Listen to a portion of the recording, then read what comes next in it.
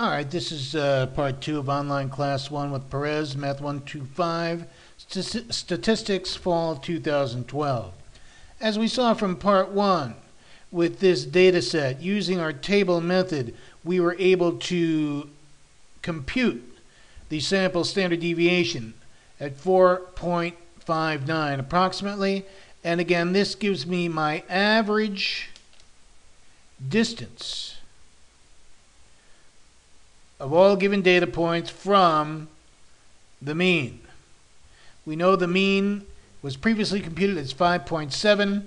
So if you look at your data and you say, well, I claim that on the average, any given data point is away from this mean by about 4.59 units. That's not too wild to claim that, just looking at this very simple example, this small set of data values.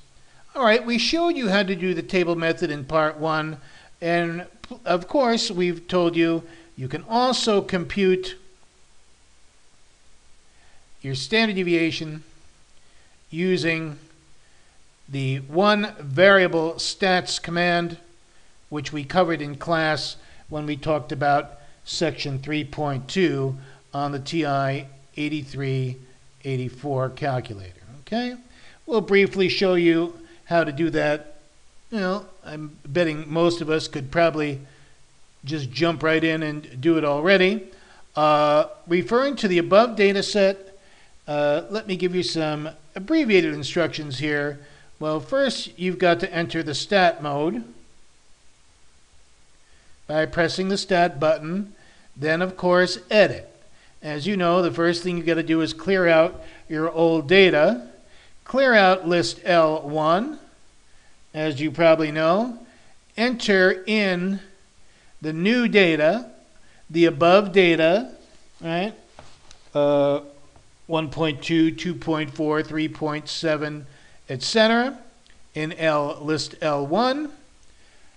And then press, when you're ready, when you've got all your new data entered, press your stat button. Then calc, highlight the calc command, right, and enter. Then highlight the one variable stats command, right. Then hit enter twice.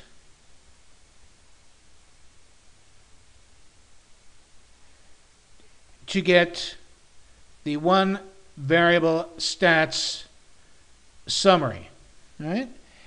In that list, you should see with the above data set the sample mean listed as, of course, 5.7, and again the Texas Instrument language for standard deviation, for sample standard deviation, is CAP-SX.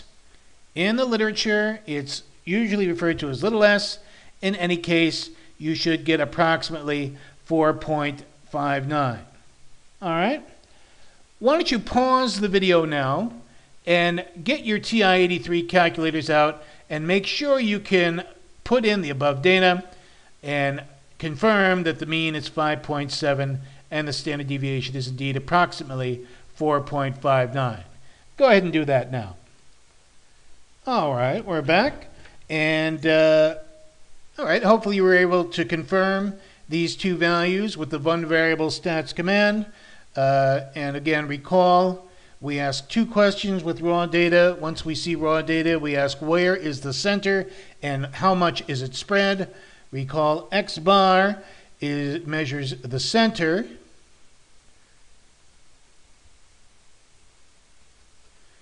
What is the central value of the data? And little s, which of course in TI is CAP-SX, measures the spread or variation. All right, so our two main questions are essentially answered in most cases with the computation of mean and standard deviation. All right, if your sample standard deviation is 4.59 units, as it was in the above example, then the average distance from the mean value of 5.7 units is 4.59 units. Right? Average distance from mean. Right? Please notice, as S increases, that means the variation of data increases by definition. All right. All right, we've given you two methods to actually measure spread or variation. There's a third thing called variance. And variance doesn't even have its own symbol.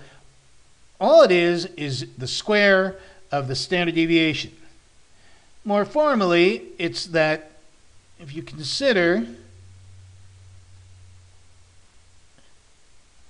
that sample standard deviation formula, all it is the sample SD without the square root sign. All right. For the above example,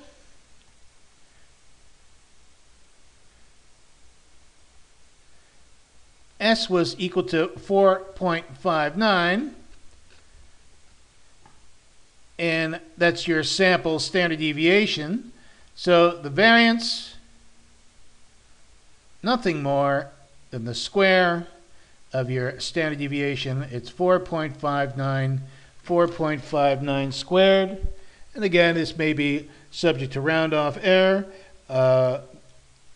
Let me briefly calculate it here. 4.59 squared is 21, I'll call it 21.06. Right. So we can see that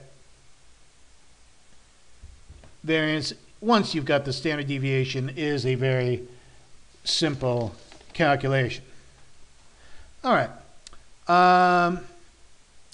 To measure variation,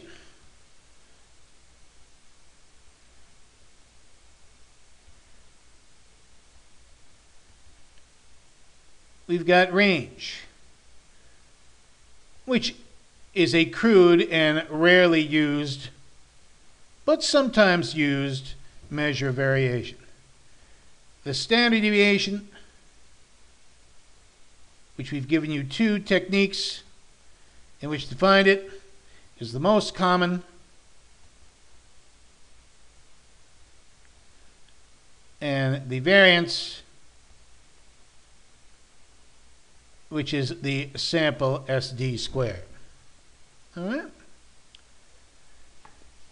All right, one more subtopic I want to talk about before we go to some homework examples is the empirical rule.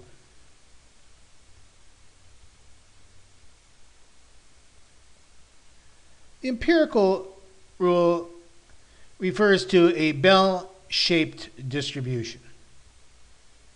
Well, anytime you students talk about curving grades or ask teachers about curving grades, essentially you're talking about a bell-shaped curve or bell-shaped distribution. Well, in a bell-shaped distribution, also known as a normal distribution, let's say you're talking about IQ scores. This is a rough example. Some IQ scores are high, in the high range of things. Some IQ scores are low, but the idea is most scores are somewhere in between, typically peaking at the mean value. So in a bell-shaped distribution, you can see that the mean, or a neighborhood of the mean, contains the most likely values. Most values land somewhere in a neighborhood of the mean. All right, the empirical rule states this. Oops, what have I done? Hang on a minute. In a bell-shaped distribution,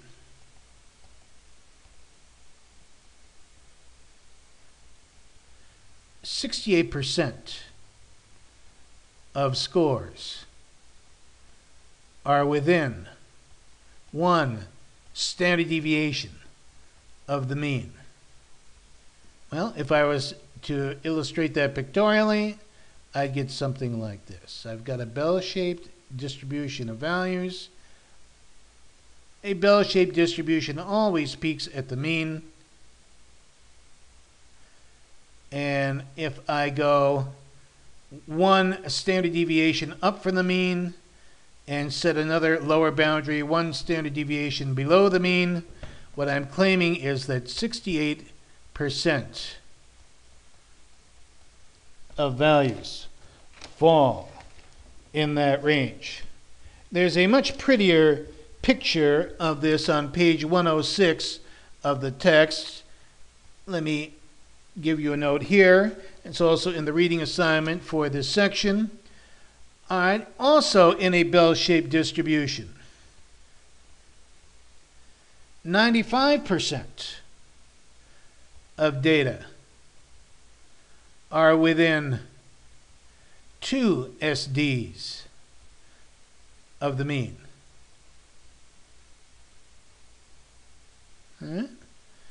If we were to draw that pictorially, well, again, if I've got a bell-shaped distribution here and always peaking at the mean, if I go down 2 units of standard deviation for a low boundary and 2 units above, essentially 95% of all this data falls within this range. And also within a bell-shaped distribution, virtually all data, or 99.7%, falls within 3 standard deviations of the mean. Let me get a new screen here.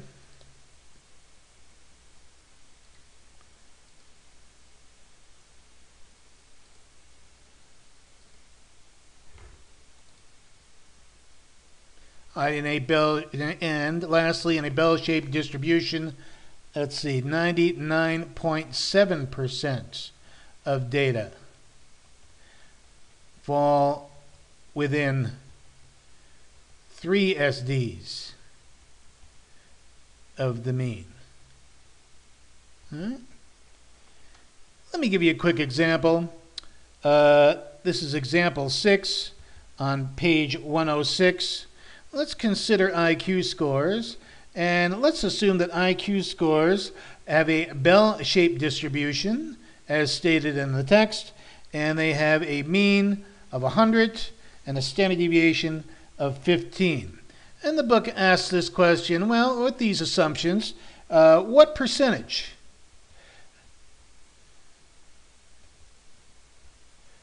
of IQ scores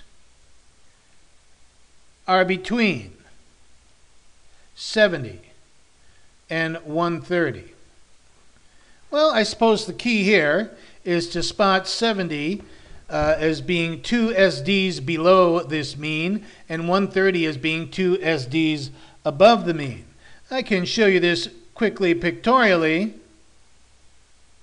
Well, if the mean is 100 and 130 is really the mean plus 2 standard deviations, and 70 is, of course, the mean minus 2 standard deviations, then by the empirical rule, we see these boundaries are really within 2 SDs high and low of the mean. So by the empirical rule, we can claim 95% of all this data falls between these boundaries, 70 and 130. So the answer to this question, example 6, is 95%. All right? All right, we're going to bring part 2 to a close here. I'm reaching the 15-minute limit, and we'll pick it up with part 3.